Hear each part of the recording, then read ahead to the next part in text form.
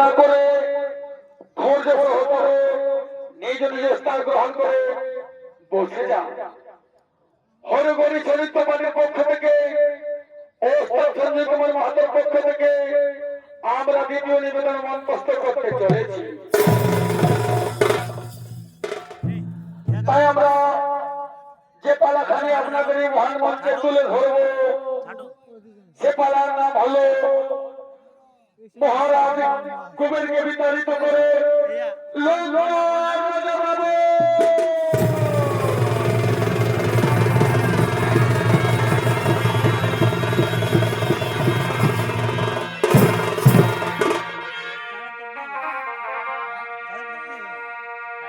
না না না হরে না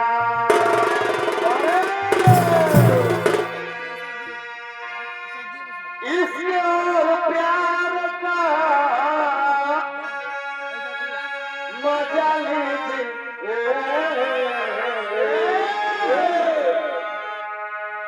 ईश्वर प्यार का मजा लीजिए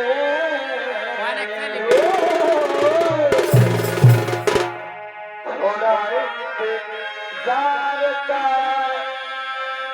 मजा लीजिए थोड़ा इंतजार का मजा लीजिए दिल बेकरार का मजा लीजिए भाई दिल बेकरार का मजा लीजिए थोड़ा इंतजार का थोड़ा इंतजार का मजा लीजिए दिल बेकरार का मजा लीजिए दिल बेकरार का मजा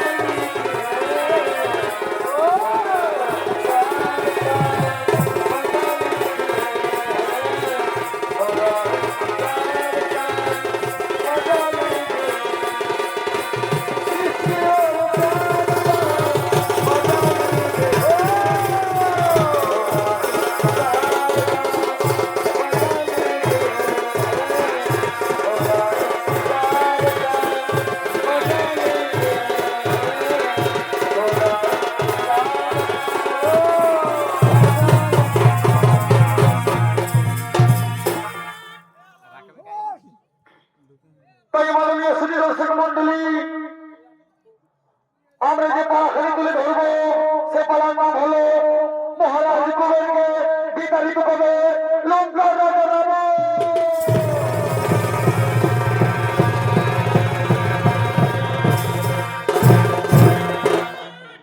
তাই একদিন মনের আনন্দে দেবী লক্ষ্মী ও শ্রী হরিনারায়ণ বৈকুণ্ঠ ধামের দিকে আগমন করছে।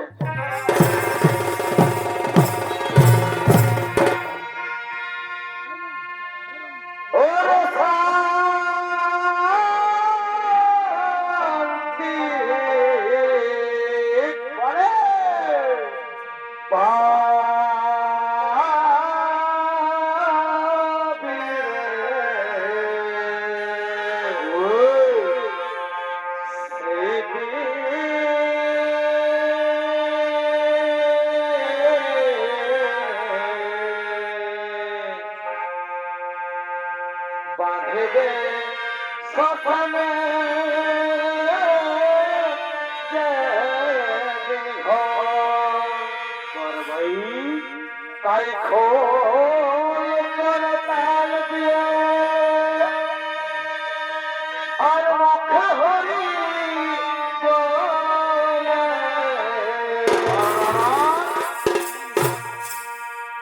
ताई खो कर ताल दिए और मुख हरी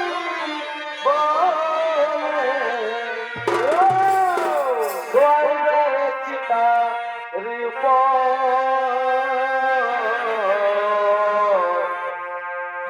বাঁধবে শ্মশানে যেদিন ঘর, বাঁধবে শ্মশানে যেদিন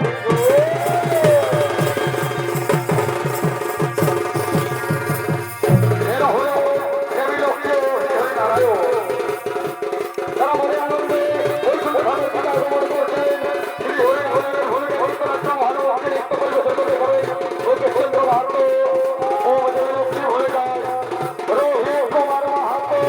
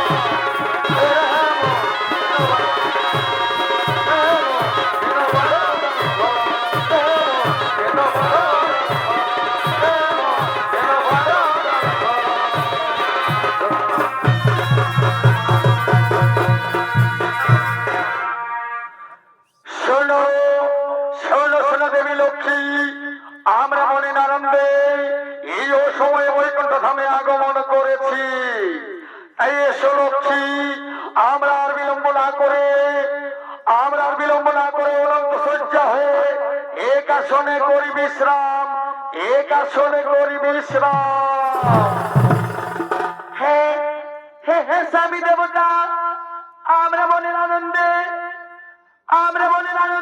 আসনে অনন্ত সজ্জা হয়ে করি বিশ্রাম, অনন্ত সজ্জা হয়ে করি বিশ্রাম। কিন্তু ও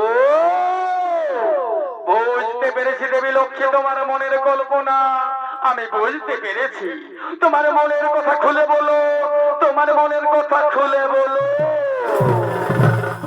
ওগো ওগো আমার স্বামী দেবতা, আমরা এই অসময়ে বৈকুণ্ঠ ধামে আগমন করেছি, কিন্তু আমরা কেমনে অনন্ত সজ্জা হয়ে আসনে করিব বিশ্রাম, কেমনে অনন্ত সজ্জা হয়ে করিব বিশ্রাম। ও তা নিয়ে তোমাকে ভাবনা চিন্তা করতে হবে না দেবী লক্ষ্মী।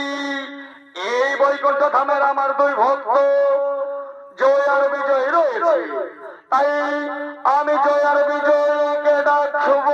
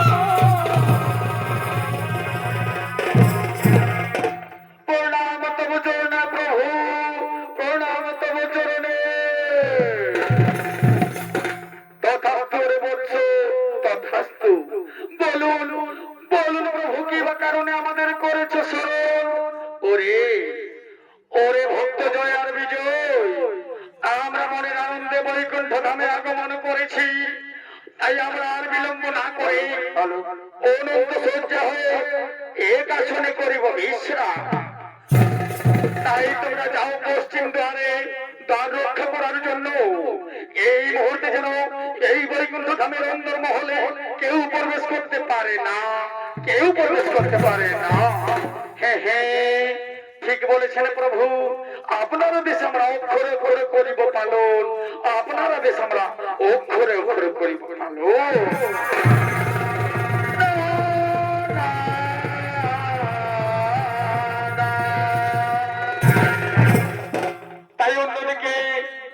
তাই অন্যদিকে মহামণি কুলস্থ এবং তার সাথীগণ ধীরে ধীরে মনের আনন্দে বৈকুণ্ঠ ধাম রেখে শ্রী হরিনারায়ণ দর্শন করার জন্য আগমন করছে।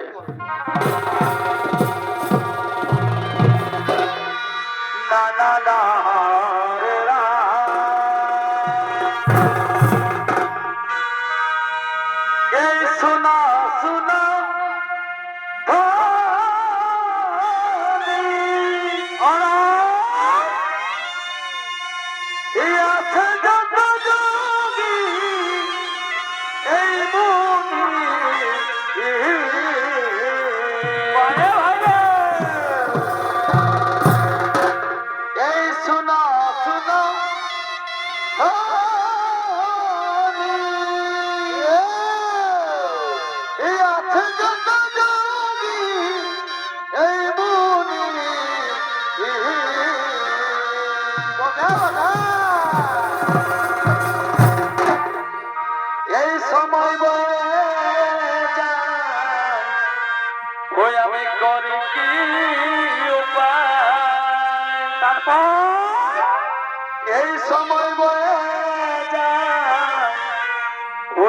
করি কি উপায় নিজের নিজের পানার ঠাকুর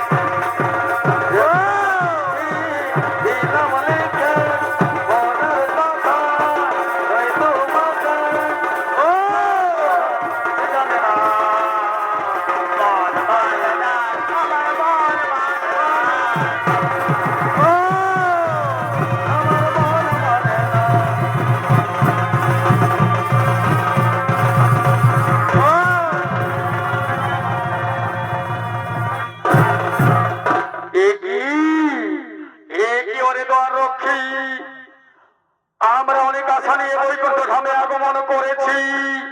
আমরা শ্রী হরিনারায়ণ দর্শন করার জন্য এই বৈকুণ্ঠ ধামে আগমন করেছি। তাই দয়া করে আমরাকে একটিবার অন্দর মহলে প্রবেশ করতে দে, অন্দর মহলে প্রবেশ করতে দে। না না মণিবর, এই মুহূর্তে কিছুতেই অন্দরমহলে প্রবেশ করা যাবে না, এই মুহূর্তে কিছুতেই অন্দরমহলে প্রবেশ করা যাবে না।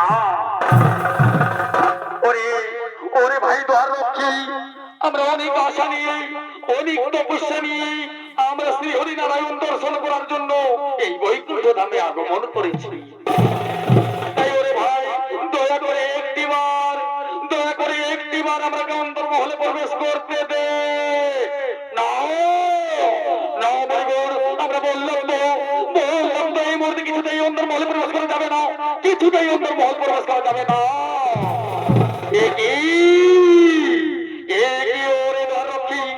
তোদের এত বড় স্পর্ধা, মহামারী পুরস্কার করেছিস অপমান, মহামারী পুরস্কার করেছিস অপমান, যা তার কারণে আমি তোকে দিলাম অভিশাপ, তোরা তিনবার জন্ম গ্রহণ করবি না।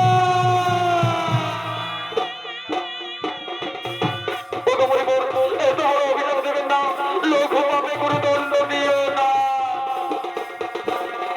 লঘু পাপে গুরু দণ্ড,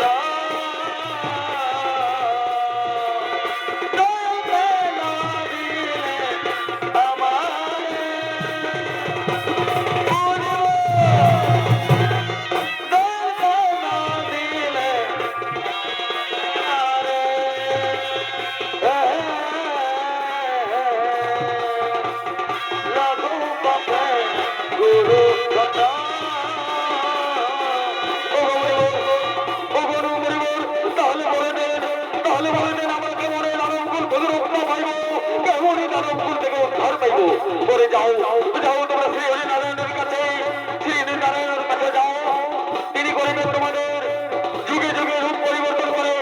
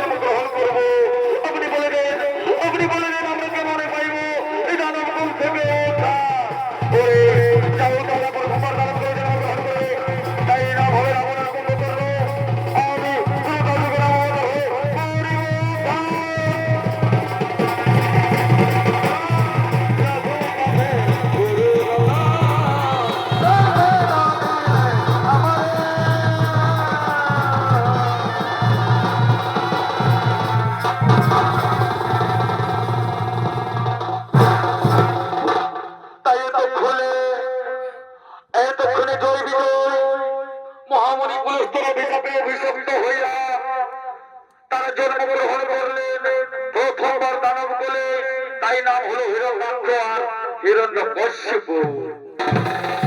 তারা দ্বিতীয়বার দানব বলে জন্মগ্রহণ করে রাবণ আর কুম্ভকর্ণ রূপে ধীরে ধীরে আগমন করছে।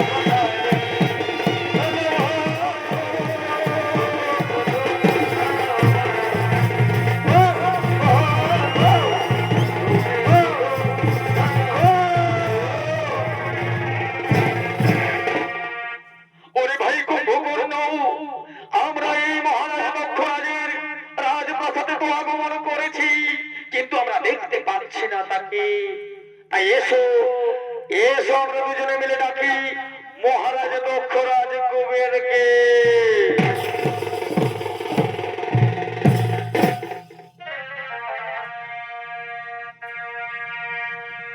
না না না রে না।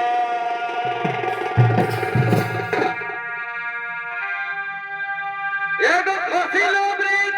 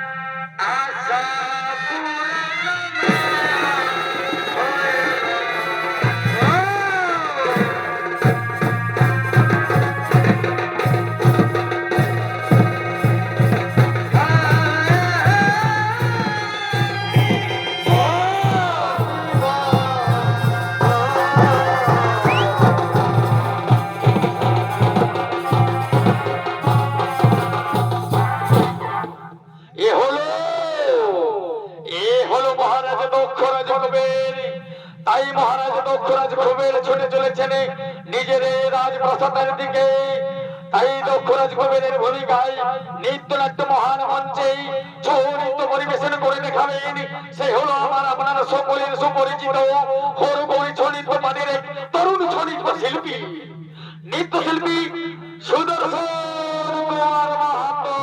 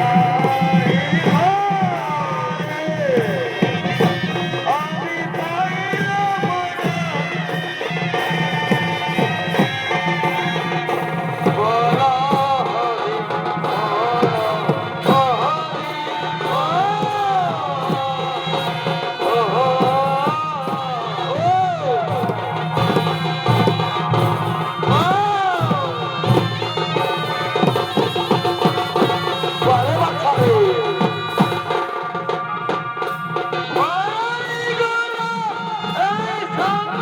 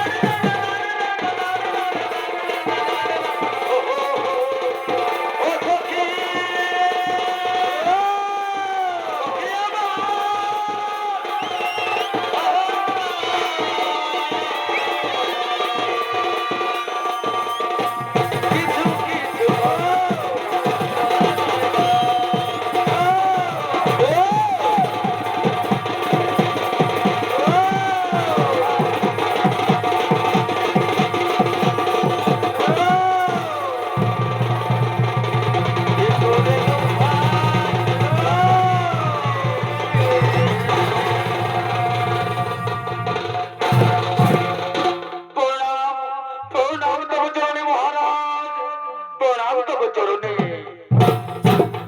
ওরে ওরে আমার ভাই রাবণ কুম্ভকর্ণ, আমার অনেক দিনের ইচ্ছা আমি যাব মহাদেবের কঠোর তপস্যা করার জন্য। তাই ওরে ভাই রাবণ কুম্ভকর্ণ, আমি তোকে দায়িত্ব দিয়ে চললাম মহাদেবের কঠোর তপস্যা করার জন্য। কিন্তু তোরা একটি কথা বলো রে, আমারও বর্তমানে এই স্বর্ণলঙ্কা ভালো করে দেখাশোনা করতে পারবিস তো ভাই? হে দাদা, নিশ্চয়ই পারিব। আপনি নিশ্চিন্ত মনে চলে যান মহাদেবের কঠোর তপস্যা করার জন্য।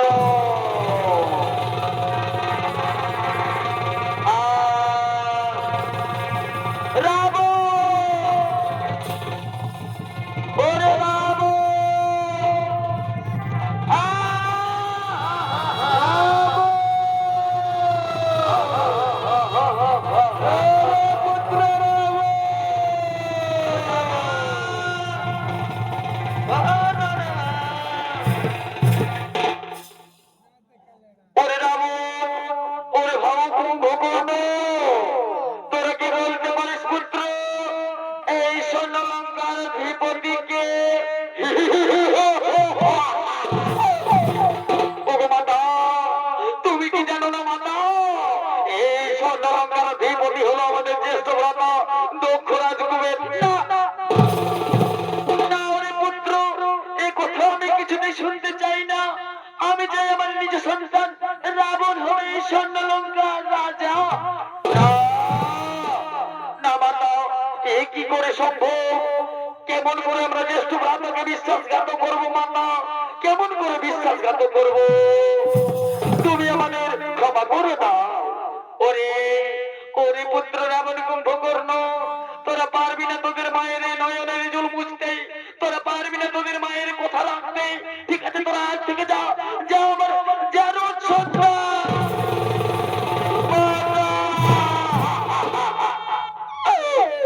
মাতা, এই কি কথা শোনালে মাতা? আমরা তোমার যারো সন্তান। ঠিক আছে মাতা, তোমার যদিও দায়িত্ব, তাহলে তুমি নির্ধারিত করে এই দোষারণ হবে স্বর্ণলঙ্কার অধিপতি।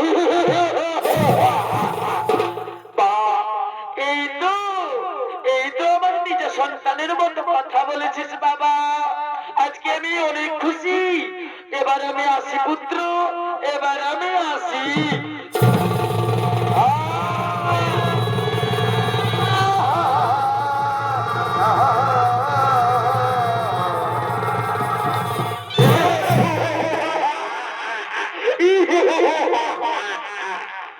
ওরে ভাই কুম্ভকর্ণ, আমার মাতার দেশে আমি হলো এই স্বর্ণলঙ্কার অধিপতি। কিন্তু কোথায় কোথায় ওরে আমার মন্ত্রী সেনাপতি স্বর্ণগণ? আর বিলম্ব নাহি প্রয়োজন। এই সময়ে মম সম্মতি হল।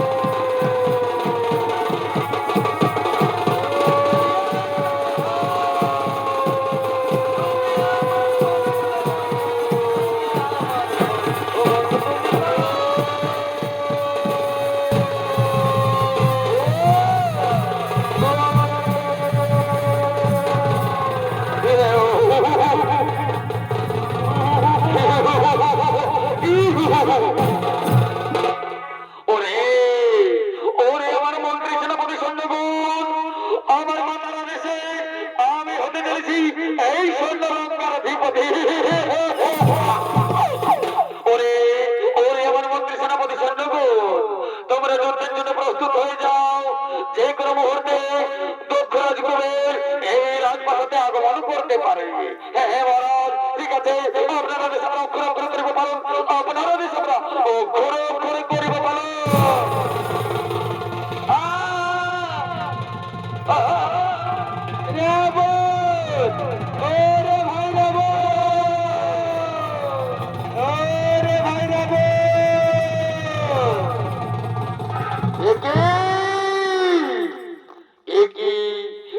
দেখছি আমি এই স্বর্ণলঙ্কা এত সুন্দর ভাবে কে সাজিয়েছে, ঠিক যেন নববধূর মতো। না না, আমি আর বিলম্ব করবো না। আমি আমার নিজ ভাই রাবণ কুম্ভকর্ণকে গিয়ে জিজ্ঞাসা করি যে এত সুন্দর ভাবে স্বর্ণলঙ্কাকে কে সাজিয়েছে বা কিসের কারণে সাজিয়েছে। ওরে ভাই রাবণ, ওরে রাবণ,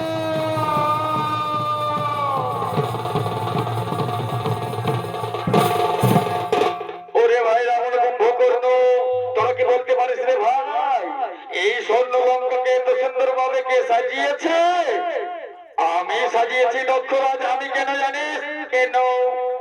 আমার বাবার আদেশ, আমার ক্ষমতার পরিবর্তে আমি হব এই দশরথের স্বর্ণলঙ্কার অধিপতি।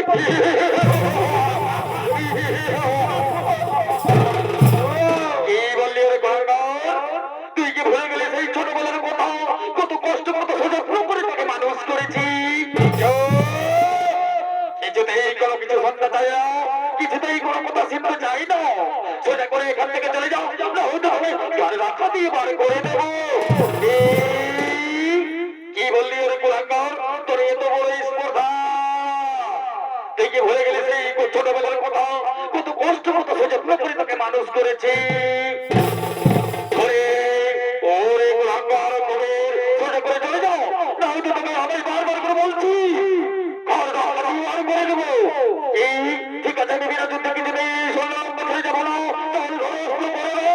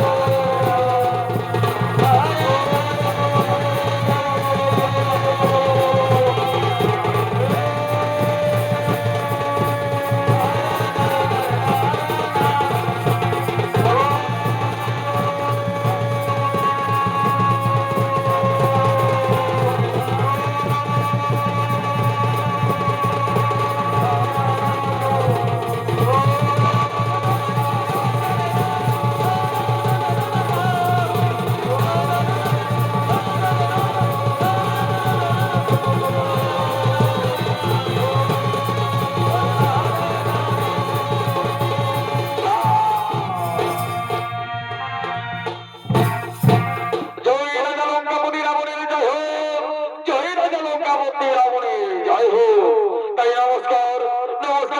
দর্শক মন্ডলী, হরিহর সাহিত্য বাড়ির পক্ষ থেকে ও সঞ্জয় কুমার মাতার পক্ষ থেকে আমরা দ্বিতীয় বেলা এখানেই পরিণাম সমাপ্ত।